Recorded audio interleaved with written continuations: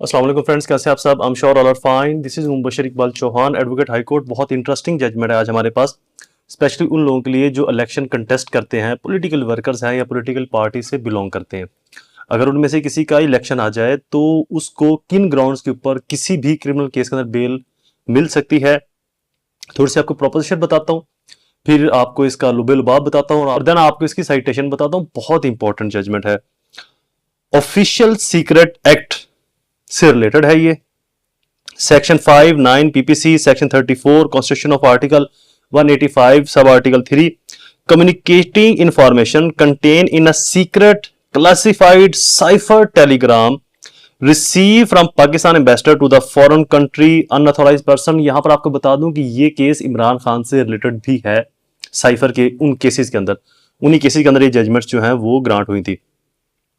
Common intention bail grant for further inquiry. और आपको एक और मजे की बात बता दूं, ये जिस केस का मैं हवाला दे रहा हूं ये इमरान खान का ही केस है जिसके अंदर साइफर केस में भी बेल ग्रांट की गई थी।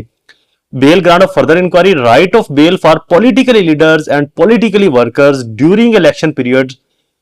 Scope per Sayyid Mansoor Ali Shah justice, there was no sufficient incriminate material available at present stage which could show that the petitioner former prime minister communicate the information contained in the cipher telegraph to the public at large with the intention to calculation directly and indirectly in the interest of the benefit of the foreign power, nor the disclosed information related to the any of defense installation or affairs।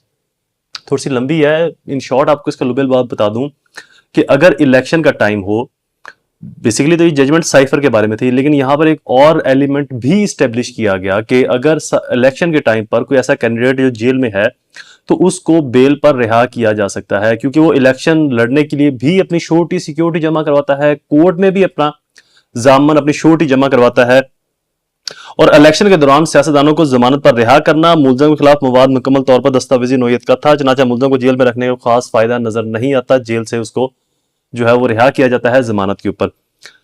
Bell citation आपको बता दो, पहले आपको title बता दो, Imran Ahmad Khan Niazi versus state.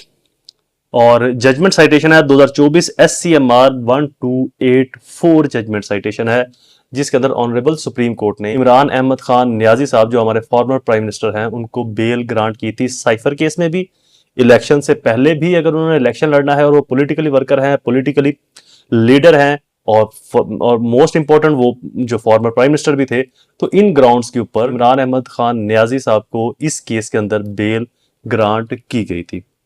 और इसी bell principal को कोई भी जो पॉलिटिकल वर्कर है, पॉलिटिकल लीडर है, इलेक्शन से पहले या इलेक्शन कंटेस्ट करने से पहले इस जजमेंट को, अगर उसके ऊपर कोई क्रिमिनल प्रोसीडिंग लॉन्च कर दी गई है तो अपनी फेवर में यूज करके बेल हासिल कर सकता है। वीडियो इज कंप्लीट, दोबारा हाजिर होऊंगा किसी और इन्फॉर्मेटिव वीडियो के साथ।